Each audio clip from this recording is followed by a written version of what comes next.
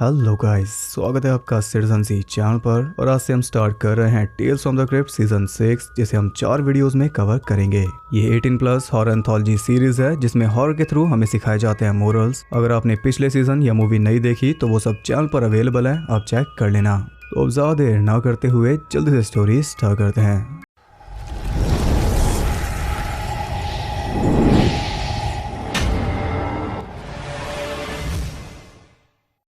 पहली टेल का नाम है let the punishment fit the crime. ये कहानी है फेरेट की, जो कि काफी बड़ी वकील है, लेकिन आज ये खुद ही फंस गई इलीगल लाइसेंस प्लेट के चक्कर में। और ये फंसी है स्टूक्सविल नाम के टाउन में, जिसका कोर्ट सिस्टम काफी पुराना है और इसके हस्बैंड ने भी उसका नाम कभी नहीं सुना। वहाँ एक टूटा फूटा आदमी बैठा था। फेरेट उससे कहती है कि मैंने आज तक कई एक्सीडेंटल केस में क्लेम दिलाया है, मैं तुम्हें भी दिलवा दूंगी। लेकिन वो इंटरेस्टेड नहीं था। फिर भी फेरेट ने अपना कार्ड तो उसे दे दिया। वहाँ बैठे एक आदमी को बुलाया जाता है कोर्ट रूम बी में, जिसका नाम सुनते ही वो चिल्लाने लगा, लेकिन पुलिस जबरदस्ती उसे ले गई। वहाँ बैठा दूसरा आदमी फेरेट को बताता है कि ये कोर्ट काफी सख्त है, यहाँ किसी को बख्शा नहीं जाता। ये खुद एक फॉल्टी व्हीकल बेचने के केस में फंस गया। खैर कोर्ट ने उसे भी बुला लिया और उसके जाते ही फेरेट की नजर पड़ती है वहाँ लगी फोटो पर, जिसमें एक आदमी को पब्लिक के बीच में ही फांसी दे दी गई थी। और वो साल कौन सा था ये क्लियर नहीं है।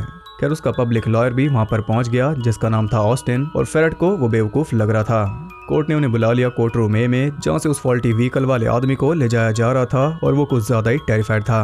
अब फेरेट का ये हाल नहीं होगा क्योंकि ऑस्टिन ने जज से सेटिंग कर ली। इसे बस छोटा सा फाइन देना होगा, जो कि थे 10 कोड़े।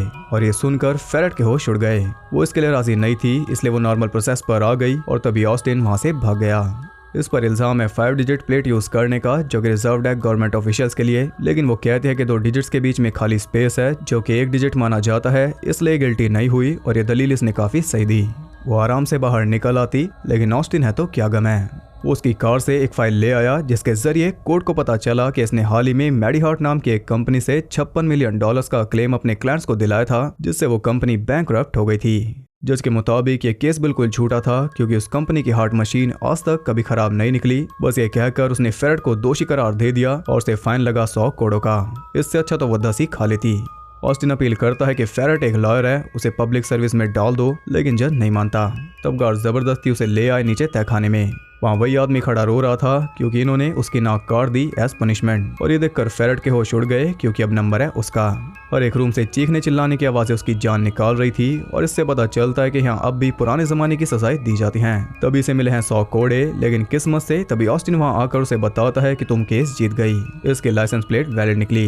ये सुनकर वो जल्दी से वहाँ से निकल रही थी। तभी एक लॉयर ने उसे रोक लिया, क्योंकि इसने उस टूटे फूटे आदमी को अपना कार्ड दिया था, जबकि उसके पास ऑलरेडी वकील था और ये कोर्ट में अलाउड नहीं है, इसलिए दोबारा फंस गई। इस केस के लिए उसे कोर्ट रूम बी में ले जाया गया, जहाँ ऑस्टिन पहले से मौजूद था। और वहाँ का जज बिल्कुल कोर्ट रूम ए वाले जज का डुप्लीकेट था। ऑस्टिन दलील देता है कि मेरे क्लाइंट की मानसिक हालत ठीक नहीं, बिल्कुल वैसे ही जैसे फेरेट अपने क्लाइंट्स के लिए देती है। लेकिन ये दलील यहाँ काम नहीं आई। वो गिल्टी पाई गई और जज ने उसे काफी अजीब सजा सुना दी। इसे पूरे 1 साल तक जकड़े हुए खड़े रहना होगा। उसे कैद कर दिया गया और अब तो बचने का कोई स्कोप नहीं दिख रहा। वो परेशान थी, तभी अचानक कई लोग उसके सामने आ गए, जिन्हें मेडीहार्ट के बैंकरप्ट होने की वजह से जान गंवानी पड़ी। कोई डॉक्टर अफोर्ड नहीं कर पाया, तो सर्जरी में पूरी लाइफ सेविंग खत्म करने के बावजूद किसी की जान नहीं बची। वो सब मिलकर उसे घेर रहे थे, तभी ऑस्टिन वहाँ आ गया, क्योंकि कोर्ट ने फेरेट की अपील एक्सेप्ट कर ली। अपील इसने की थी जमानत की, लेकिन कोर्ट ने एक्सेप्ट की केस को आगे बढ़ाने की। अब वो जाते हैं कोर्ट रूम सी में, जो कि सबसे वर्स है, और उसका जज भी सेम ही था। 3 जज तीनों एक जैसे। वो कहता है कि माना तुम्हारे काम खराब है, लेकिन जो सजा तुम्हें दी गई वो गलत है। ये कहकर जज ने डायरेक्ट ही उसे मौत की सजा सुना दी। पर क्योंकि ये काफी होशियार वकील है, इसकी स्किल्स इनके काम आएंगी, इसलिए ऑस्टिन के कहने पर जज ने उसे दे दी पब्लिक सर्विस। वो कहता है कि तुम्हें पब्लिक ड्यूटी करनी होगी, जो कि मरने से तो बेटर है, इसलिए फेरेट मान गई। बाहर जाने पर वही डेड लोग इलेक्ट्रिक चेयर के साथ वेट कर रहे थे, जिसे देख फेरेट डर गई, लेकिन ये इसके लिए नहीं है। ऑस्टिन ने जल्दी से उस पर बैठकर स्विच ऑन करवा दिया और उसके मरते ही फेरेट के कपड़े बदल गए, क्योंकि अब से ये होगी पब्लिक सर्वेंट। ऑस्टिन ने इसकी सजा खुद ले ली, जिससे हम समझ सकते हैं कि ये काम मौत से भी ज्यादा वर्स है और अब इसे झेलना होगा। अब ये इसी कोर्ट में फंस कर रह जाएगी, जैसे फंसा था ऑस्टिन। इसी के साथ ये टेल एंड हो गई। सेकंड टेल का नाम है ओनली स्किन डीप। ये कहानी है कार्ल की, जो आया है अपने दोस्त बॉब की दी हुई शानदार कॉस्ट्यूम पार्टी में। और बॉब बना है अब्राहम लिंकन असैसिनेशन के बाद वाले टॉक। कार्ल बॉब से काफी गुस्सा है, क्योंकि उसने इसे इनवाइट नहीं किया, जिसकी वजह है इसकी एक्स वाइफ लिंडा। बॉब की वाइफ मायरा लिंडा की फ्रेंड है। उसने प्रॉमिस किया था कि कार्ल यहाँ नहीं आएगा, लेकिन ये तो आ गया। वो कहता है कि मैं थोड़ी ड्रिंक करके चला जाऊंगा और वैसे भी मास्क में वो मुझे नहीं पहचानेगी, लेकिन लिंडा ने देखते उसे पहचान लिया। वो उसे जलील कर रही थी, इसलिए वो एक रूम में जाकर अपनी फ्रस्ट्रेशन निकाल रहा था जहाँ एक मॉली नाम की लड़की पहले से मौजूद थी। वो उसे हिंट दे देती है और उसके पीछे पीछे कार्ल उसके घर पहुंच गया। आज की रात इन दोनों का अकेलापन दूर हो जाएगा और मास्क की वजह से दोनों एक दूसरे की शक्ल भी नहीं देखेंगे ताकि इनकी पहचान रिवील ना हो। इस डील के बाद उनके बीच रोमांस स्टार्ट हो गया और इतनी जल्दी तो फेसबुक पे रिक्वेस्ट भी एक्सेप्ट नहीं होती। खैर इसके बाद कार्ल आराम कर रहा था, तभी आँख खुलने पर वो देखता है कि एक आदमी उसके सामने तड़प रहा था, लेकिन अगले ही पल वो गायब हो गया। एक रूम से कटपट की आवाजें आ रही थी क्योंकि मॉली कुछ कारपेंटरी कर रही थी और उसने कार्ल को अंदर जाने नहीं दिया। उसे एक ड्रिंक पिलाकर मॉली सोने लगी, लेकिन कार्ल के मन में कुछ और ही था। वो अपना फेस रिवील कर रहा था, जबकि डील के मुताबिक इन्हें ऐसा नहीं करना। वो चाहता था कि मॉली भी अपना मास्क हटा दे क्योंकि इसे काफी लगाव हो चुका है मॉली से, लेकिन वो राजी नहीं थी। वो कहते हैं कि सुबह मेरे उठने से पहले यहाँ से चले जाना। इस बात से गुस्सा होकर कार्ल बाथरूम में चला गया और अब उसे ठीक से दिखाई नहीं दे रहा। क्रॉस चेक करने पर उसे कई पोस्टकास्ट मिल गए जिससे हमें पता चलता है कि यह घर मॉली का नहीं है और इसका शक तो हमें पहले से ही हो रहा था। हिलते डुलते वो एक रूम में पहुंच गया जहां उसे कई सारे आदमियों के फेस मास्क मिल गए और इसमें उस आदमी का भी चेहरा शामिल है जिसे हमने तड़पते हुए देखा था।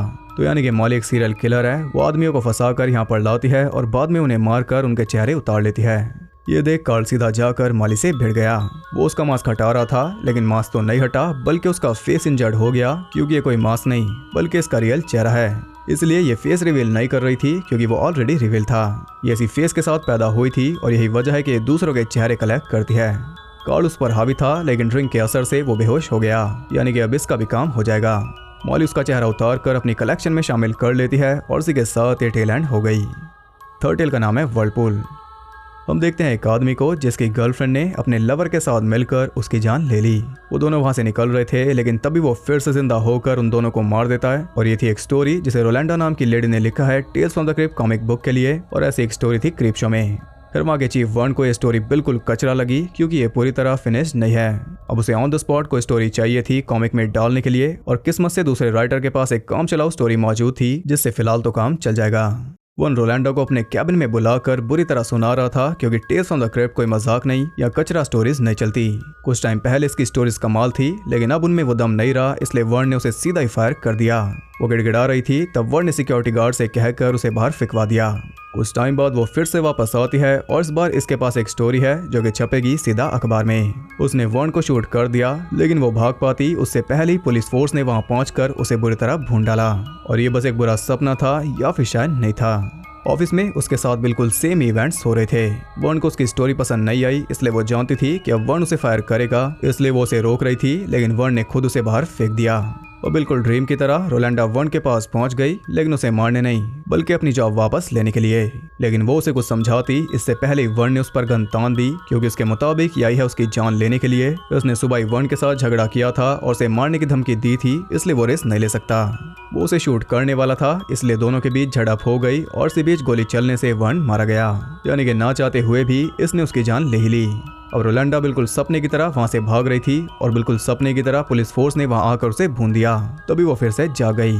अब आप समझ गए होंगे कि फंस गई है लूप में। अब चाहे ये जो मर्जी कर ले, अंजाम वही होगा। एंड में ये मरेगी और फिर से जाग जाएगी, फिर दोबारा पूरे दिन वही सब जी कर दोबारा मरेगी, और ये सब ऐसे ही चलता रहेगा जब तक इसे प्रॉब्लम की जड़ पता नहीं चल जाती। ये काफी कुछ जान चुकी है, इसलिए वन को फोन लगाती है छुट्टी लेने के लिए, क्योंकि अगर ऑफिस ही नहीं जाएगी तो कुछ होगा ही नहीं, ऐसा उसे लग रहा था। वन ऑफिस में नहीं था क्योंकि वो तो आ चुका है इसके घर में। रोलैंडा ऑफिस नहीं पहुंची, इसलिए स्टोरी लेने खुद ही आ गया। रोलैंडा कहते हैं कि स्टोरी फिनिश नहीं हुई, अब उससे काम का प्रेशर झेला नहीं जा रहा, इसलिए गन निकाल कर उसने तुरंत ही सुसाइड कर लिया। तभी पुलिस वहां पहुंच गई। इस बार वो उसे जेल ले आए, जहां उसे लग रहा था कि मरने के बाद वो फिर से जाग जाएगी, लेकिन हर बार ऐसा नहीं होता। इस बार आउटकम अलग है। पुलिस ने उसे भून दिया और इसी के साथ ये स्टोरी एंड हो गई, लेकिन टेल अभी बाकी है। तो ये थी story tales from the crypt comic book के लिए, जिसे लिखा है एम्प्लॉय वन ने, और रियल लाइफ में रोलैंडा चीफ है। उसे स्टोरी जरा भी पसंद नहीं आई। वन उसे हेट करता है, इसलिए उसने रोलैंडा के ऊपर ही स्टोरी लिख डाली। अब वो उसे अपने कैबिन में बुला रही थी, और आप जानते हो कि आगे क्या होगा। इसी के साथ ये टेल एंड हो गई। फोर्थ टेल का नाम है ऑपरेशन फ्रेंडशिप।